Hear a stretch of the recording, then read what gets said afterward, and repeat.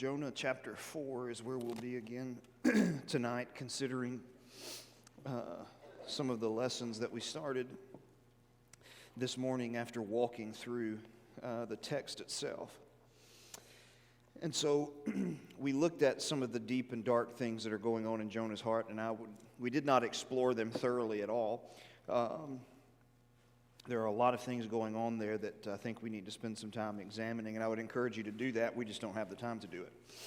And so tonight I want us to pick up looking at some of these other areas, some of these other important lessons I think we see from this interaction with God, where Jonah is displeased with God and his forgiveness and what it tells us about Jonah.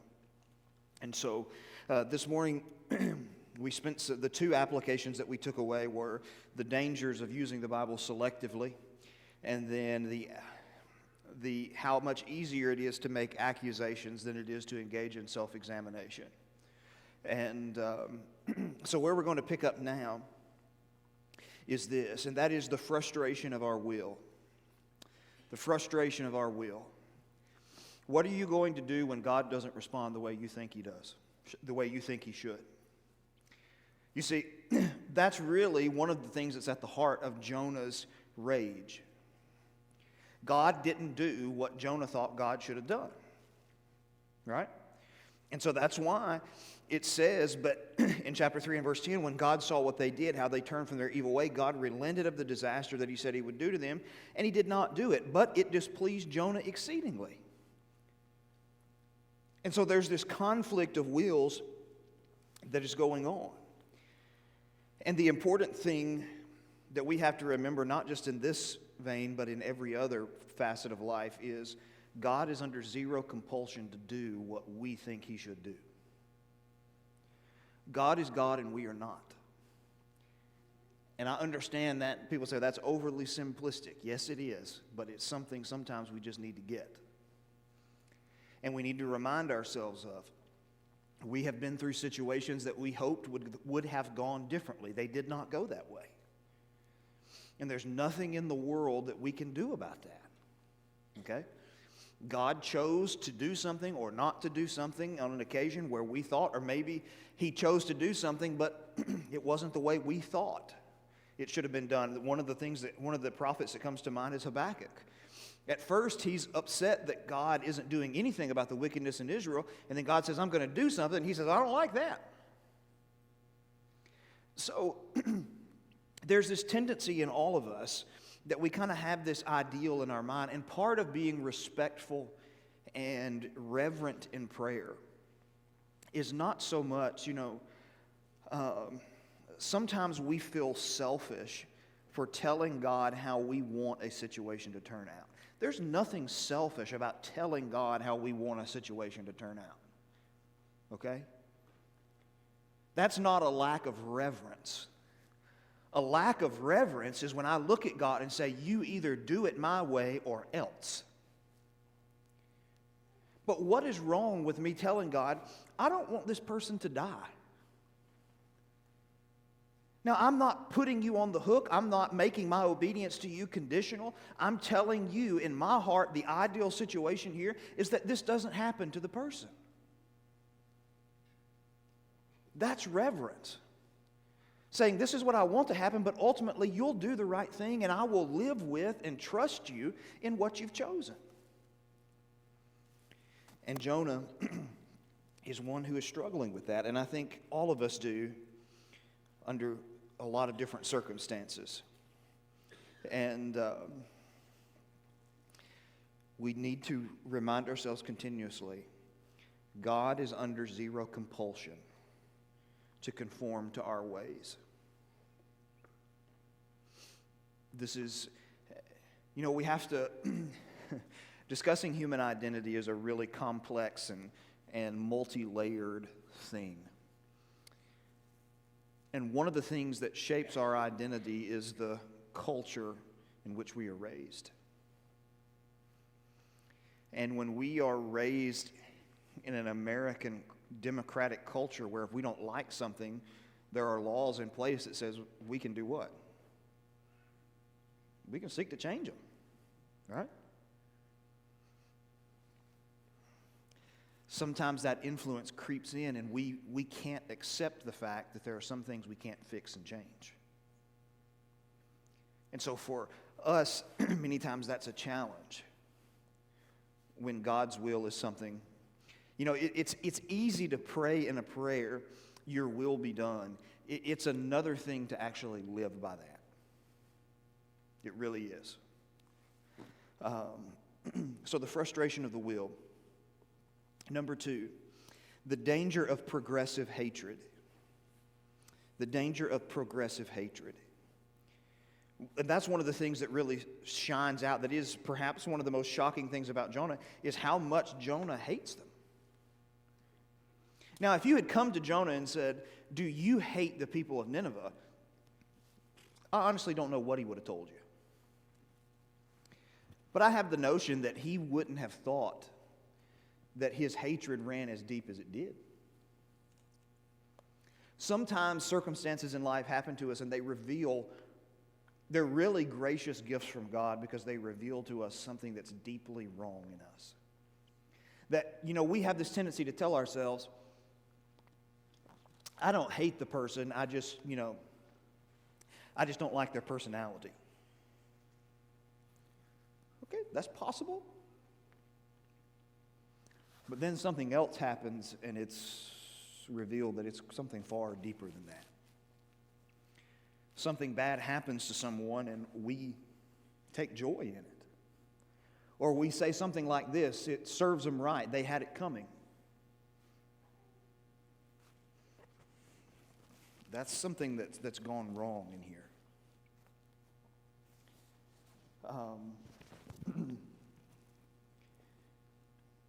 And it's something, the whole book of Obadiah is dedicated to that thinking.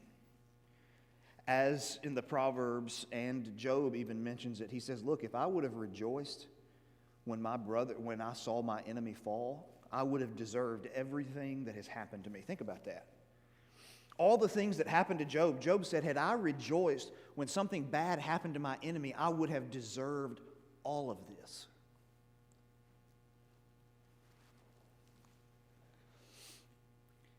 You see, the truth of the matter is we don't wake up hating someone. It's not how it starts. We don't wake up one morning and we decide, I'm going to hate you today. Sin is far too deceptive to do that for us. It's progressive over time, where we have conflicts and disagreements, and we slowly and silently stew on things instead of addressing the problems that we have with people. And listen, I'm here to tell you, this truth I know very well. Okay?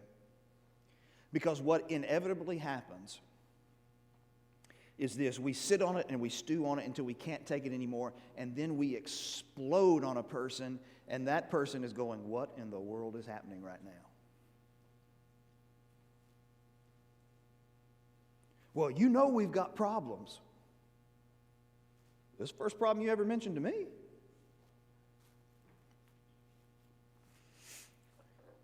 Suppressing feelings.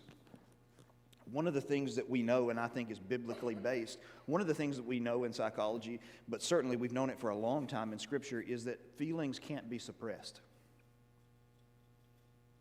I mean, you can push them down for a while, but they're going to find their way out. That's why you have the Psalms, where you've got imprecatory Psalms and other things where he's asking God to kill people. People say, why is that in there? Are you kidding? Try and live with that thought for the rest of your life. But when you express your thoughts and you hand them over to God, you are processing your emotions with Him. And so, if we think about the things that are done, well, let me ask you this. Of all the people in the world, of all the relationships that you have, who is the person in your life you are most likely to hate? Because it isn't who you think it is. It's the person you're married to.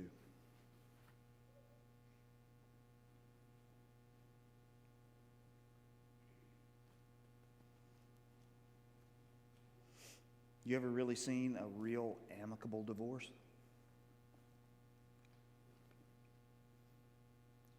No. Because you have two people who have opened themselves up to one another and on a day in, day out basis have developed this deep-seated resentment at one another and who know how to hit each other's buttons just the right way. And so when that betrayal comes, that betrayal is far deeper than any other betrayal. And so are the emotions that come along with those betrayals.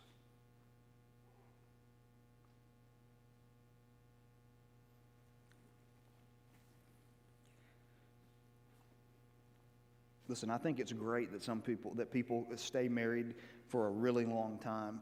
But I got to tell you, a lot of those people that I've seen married for a really long time, they don't like each other. They're bitter at each other. Something has gone wrong. So, let's go back to something we talked about this morning. Everybody says, yeah, I want a God who's gracious. All right? I want a God who loves everybody. Okay? But are you ready for the implications of that?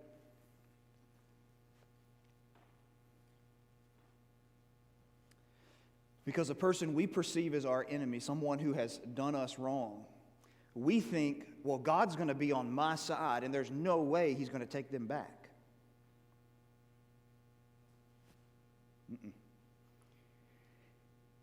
If you embrace the theology that the Bible teaches, that God is love and He loves every single person, that means even the person that you despise with every fiber of your being, He loves the same way He loves you. You've got to accept that. You can't have one without the other.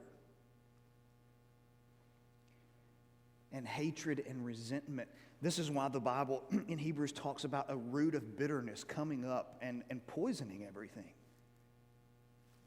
That we can be so angry and bitter in our relationships. And Jonah,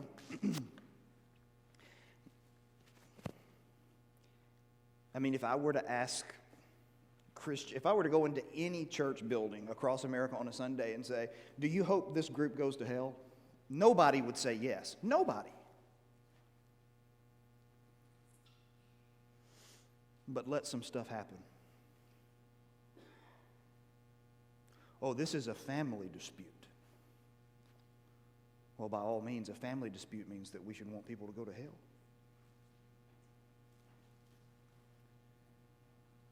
Hatred is a tricky thing.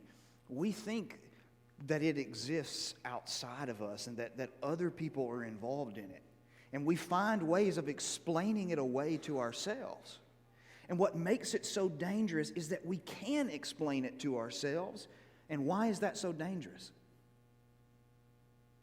I never have to come and truly confront the problems that live inside of me.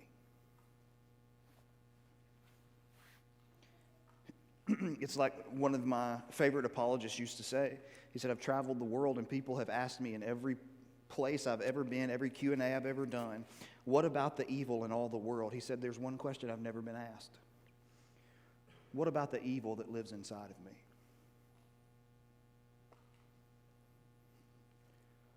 What about the propensities that live inside of me?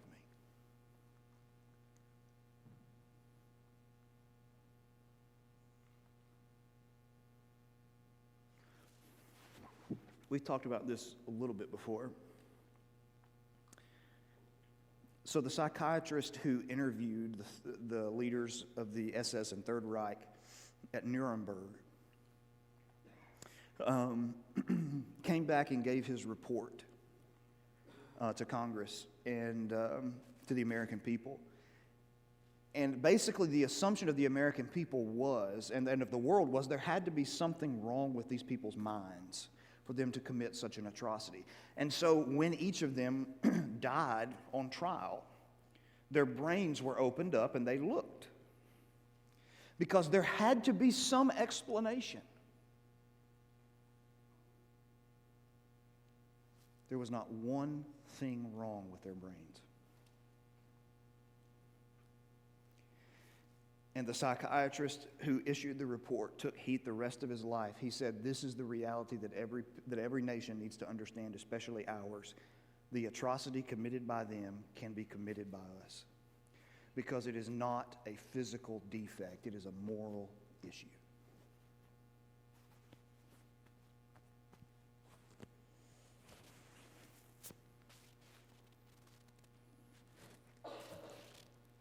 So we need to, this is why the Bible talks about addressing issues as they arise and not letting them boil. All right? Number 3. We need to remember that sometimes we are impossible. And if you fight back with that, you're proving my point. We all have the propensity to be impossible. Verses 1 through 3, what is Jonah? Oh, God, you're being gracious. Verses 5 through 9, you took my tree. You judged me. So he extends grace. He doesn't like it. He takes his judgment. He doesn't like it. You can't win with him. It's exactly what Jesus said in Matthew 11. He said, John the Baptist came, and he was, and I'm summarizing, of course, he was a hermit out in the wilderness, and y'all said, well, he's just terrible. And then here I come, and I'm going to parties and being involved in people's lives and attending dinner parties, and you say I'm nothing but a drunk. Hey, what other option is there? You either live as a hermit or you get out with people. What's the third option? We all need to take a long look in the mirror and realize that sometimes we're being impossible. We are expecting of people the unexpectable, and we are being absolutely impossible to deal with.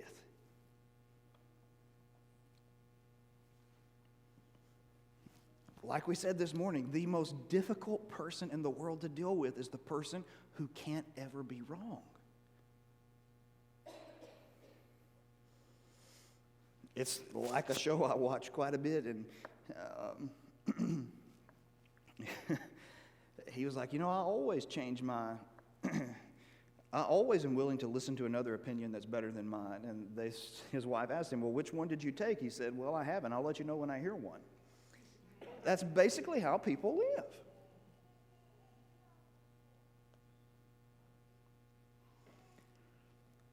We need to be cautious about being impossible. I think of one occasion, a group of church leaders had a problem with something I was doing.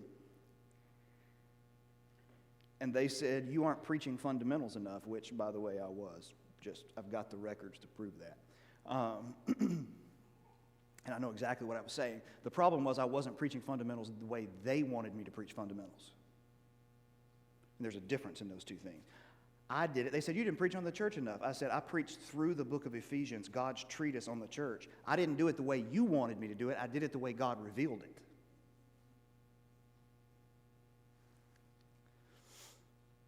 So they said, no, you got to be more explicit. So I walked up and did a 3-part series where I was more explicit. I was not difficult. I was not insulting to religious groups. The basic premise of it goes like this. We have a method, but we are not Methodist. We practice baptism, but we are not Baptist. And I went through and just explained the origins and the differences. Got done? Well, I was in trouble because I mentioned denominational names, and that was wrong. With some people, you can't win. You just can't win. And you have to learn to accept that. And when you realize the person you can't win with, you be kind, you be gracious, but you let it go in one ear and fly right out the other side. And choose not to be that way with other people in the way you relate.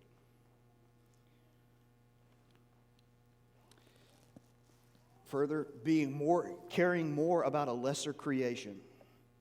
This is God's really his big point, right? You care about a plant that came up in a night and perished in a night. And you're saying I shouldn't be worried about human beings?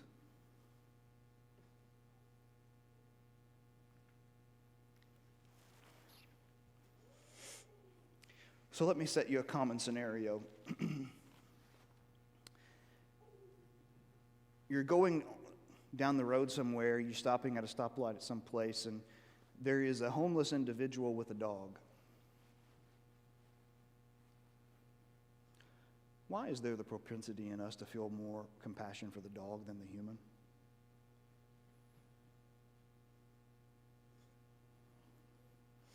You see, this is where people then begin to launch into their justification for that. Well, homeless people are homeless because they're lazy.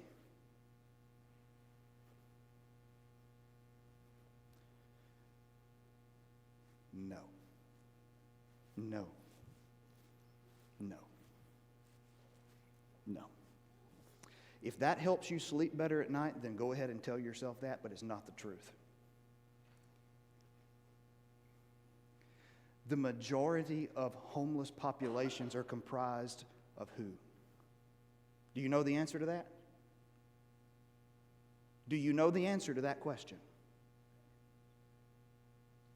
Veterans and people with mental illnesses.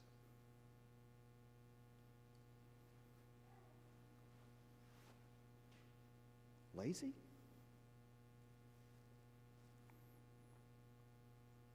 Listen, quit spitting talking points that two parties in politics are telling you this is why people are the way they are. They don't know. Most of them have never met a homeless person in their life.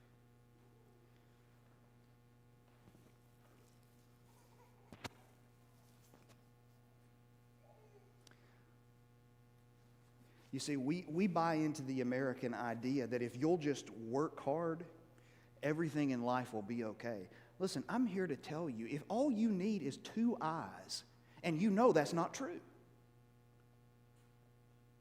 Working hard is not a guarantee of success. Now, you hear that, and people are upset when I say that's not true. Open your eyes and look. There are people who work hard every day, and they got nothing.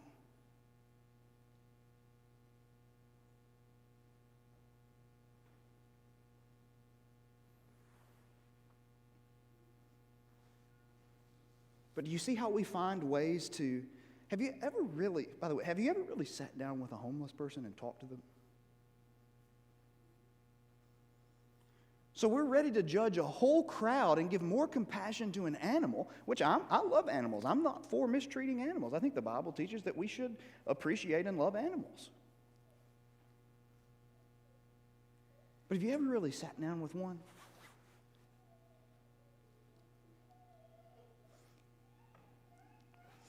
How about you're growing up and you have a learning disability? And you know what they do while you're in school in your special education learning classes at school? You go to one teacher and they put in a movie and they hit play. And then you go to the next teacher and they put in another movie and they hit play. And they never gave you an opportunity to learn.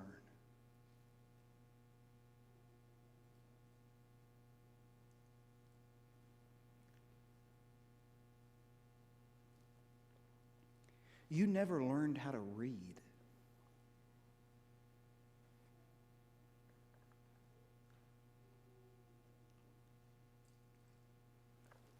you went home and it wasn't much better, you could go hungry.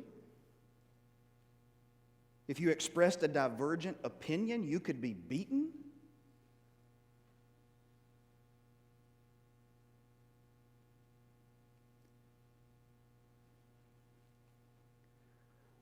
These are people made in the image of God. And if we think at the last day we're going to walk up to heaven to God having characterized these people as bums who refuse to work,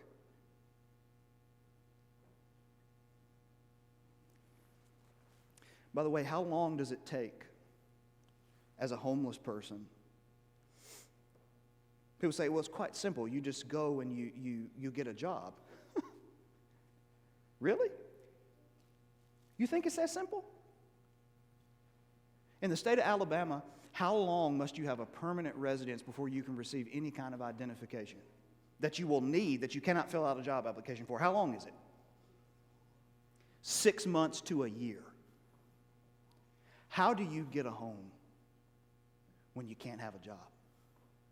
Because you don't have the paperwork to get you the job that you need to get the home.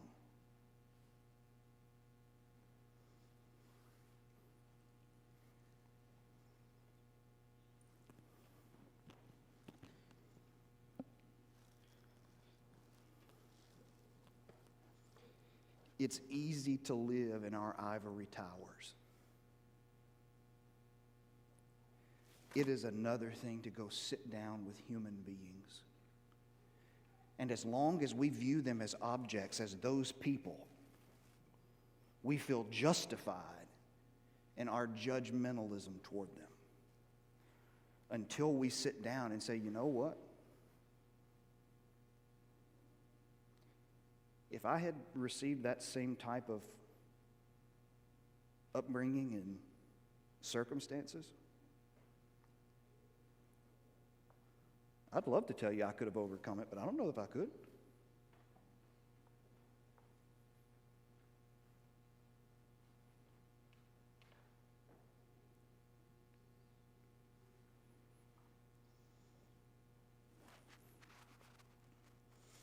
And by the way, the next time we are tempted to think that way, people say, why does a homeless person always have a dog? Because dogs show more compassion than people. You don't believe me? There was a rich man who was clothed in purple and fine linen every day. And he fared sumptuously. And there was a beggar named Lazarus who was laid at his gate full of sores and desiring to be fed with the crumbs which fell from the rich man's table. Moreover, human beings came and they bound up his sores. Moreover, dogs came and licked his sores. Even a dog has an innate ability to know when something is wrong with you. When Brooke had surgery, we had a little poodle named Betsy. She went and she laid at her door. We couldn't let her in the room, but she laid there for 3 weeks.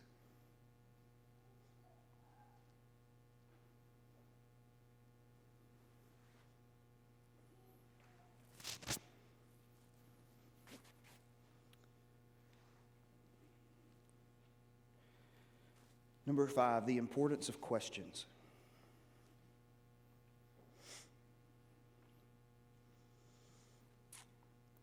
I've come to realize the older that I get, that a question is probably the best tool you have to try and change somebody.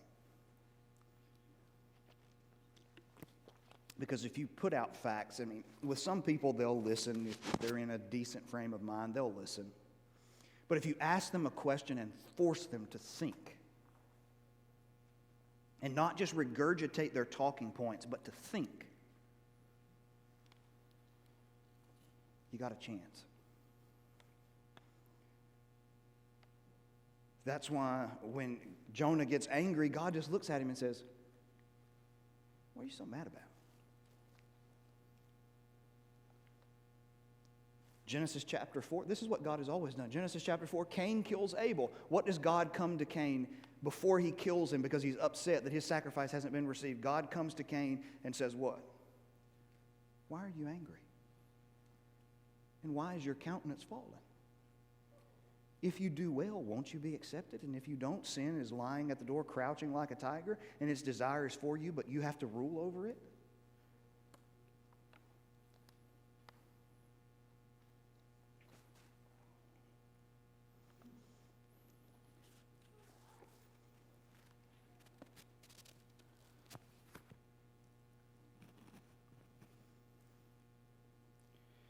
Along with that, asking questions is also the importance of experiential teaching. Experiential teaching. How many times did Jesus say, the kingdom is not going to be like other kingdoms? It's not going to be, you've got a king up here, and then you've got this person in this position, and this person in this position, and this person in this position. It's not about the right hand. It's not about the left hand. How many times did he say that?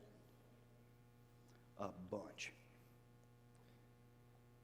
How many times did the disciples get it? None.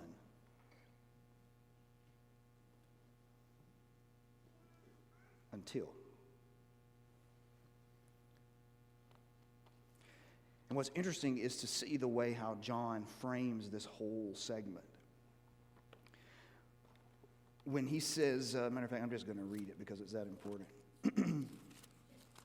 In John 13, he says this, knowing before the feast of the Passover, when Jesus knew that his hour had come. All throughout the book, it's been, my hour's not yet come, now it's here. To depart out of this world to the Father, having loved his own who were in the world, he loved them to the end. He loved them to the fullest degree. Jesus knew that he was about to go back to the Father, and everything was going to be under his control. He would be restored back to this rightful position. Why does John frame this story with that? Because if there was ever a time when Jesus could have said, hey, don't you know who I am? Get down on your knees and clean my feet. Knowing he was about to go be seated at the right hand of the Father, he got down on his knees and washed their feet. You think you would ever forget the Savior of the world washing your feet? I'm convinced Peter never forgot it, because when he talks about humility in 1 Peter chapter 5, he says, be clothed or girded with humility. The word that he uses there is the same word used here in John 13 when Jesus girds himself with a towel. It never left him.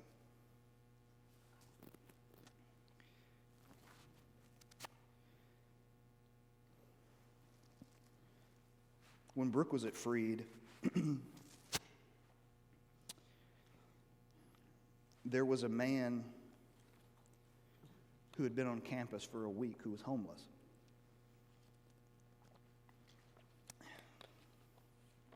He was dirty, didn't smell that great, but he was on campus all week. Then on Friday chapel, it is time to introduce our guest speaker.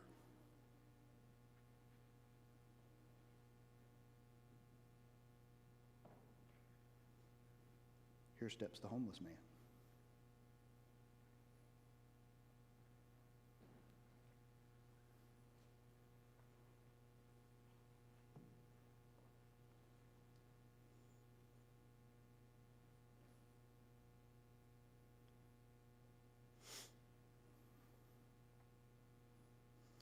What did every person in that room immediately do? They immediately started thinking back to themselves, how did I treat this guy? What did I do to this guy? The guy was a PhD. Wasn't homeless.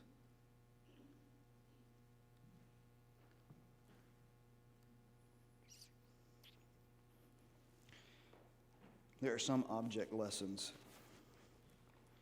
that we need to have. And then finally, there can be no preaching without loving and be acceptable before God. As we said in the first 2 chapters of the book, Jonah refused to go preach. He wasn't going to do it. In the second 2 chapters, he preached it, but he clearly did not love them. Clearly.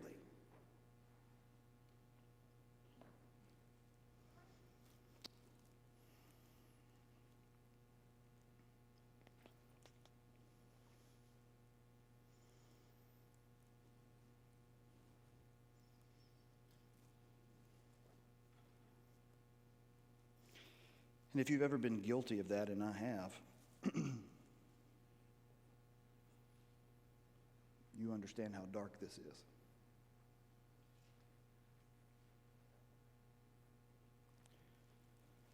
So when I was in preaching school, a couple of buddies of mine went down with me. It was during a school week, and I was supposed to speak at a youth thing back at home. And so they went, and I remember preaching from 2 Peter 3, or 2 Peter in general, about godliness. And so it's only about an hour and a half from school, and so we were riding back together late that night, and one of my friends is notorious. I mean, he's a flat-out genius in every way. But as goofy as, like, if you saw him, you would not think, here comes somebody with an IQ that rivals Einstein, but it's him, okay? But I'll never forget that night, because he was quiet. And Stephen, he's not quiet much. And so, we'd been together as friends for quite some time. So I finally just asked him, I said, Stephen, what's going on? He said, I want to tell you something, and I hope you can take it the right way. I said, all right.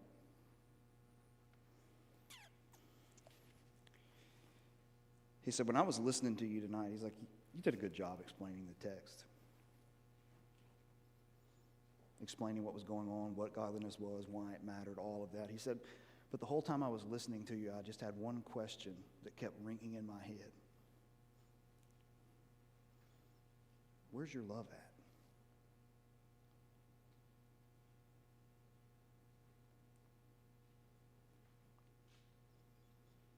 If the people who were sitting there that night, if you were to ask them what they took away from what you said, or if I were to ask them, do you think he was really concerned about helping you with becoming a godly person, what do you think they would say?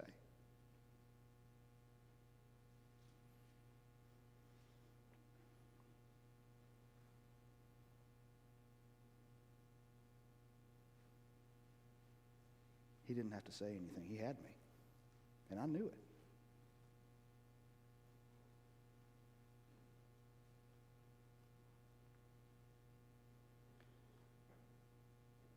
But I'll never forget that as long as I live.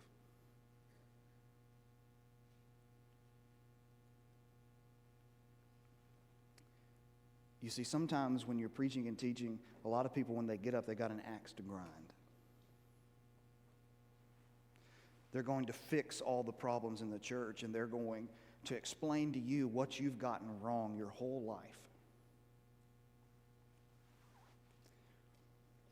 And so when they stand up to preach, they preach their agendas and their talking points and what is bothering them.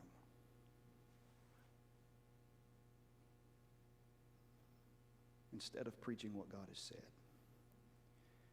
And realizing that the people to whom they are preaching are people who are doing their best to get by every week. They're going to work. They're showing up to church. They're trying to find the time to study. They're trying to find the time to teach their kids. They're trying to find the time to get here. They're exhausted when they get here sometimes, and God forbid they doze off occasionally when they're here in church.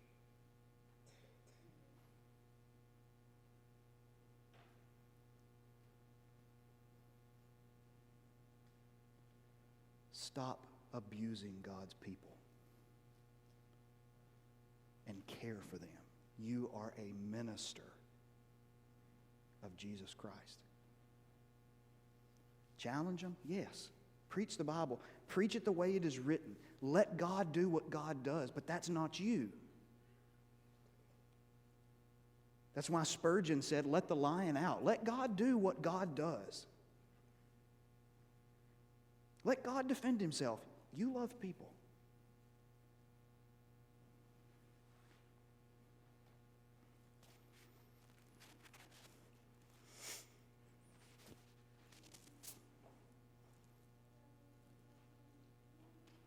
That's Jonah.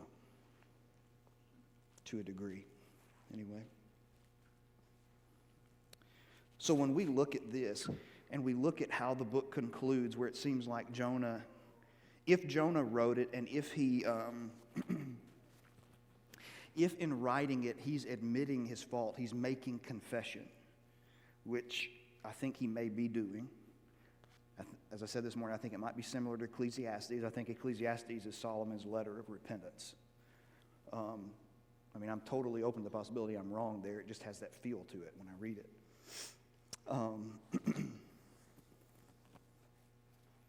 So ultimately, what happens in this book is that Jonah plays all three roles. In the first 2 chapters, he's like the prodigal. In the second 2 chapters, he's like the older brother. And then finally, he gets the point when he writes the book and he finally embraces the father's mentality. Have you ever noticed in Luke 15 that we often pay attention to one but not the other? When the prodigal son returns home, what does the father do? He goes out to meet him. We say he goes out and he welcomes him. When the older brother refuses to come in, what does the father do? The same thing he does for the prodigal. He goes out to him. A love that can love individuals who scorn you and individuals who use you, and can learn to love both of them. Jonah has come full circle to that. Took a long time to get there, but he's there. So tonight, I guess the question is this. Which one are we? Am I the prodigal that's living the way I want to live?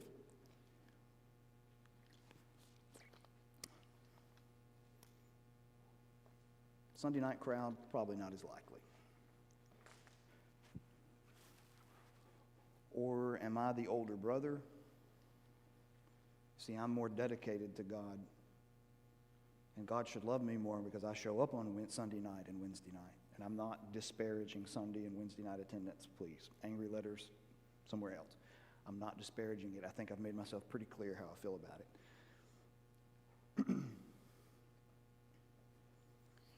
But do I believe that my faithfulness entitles me to something?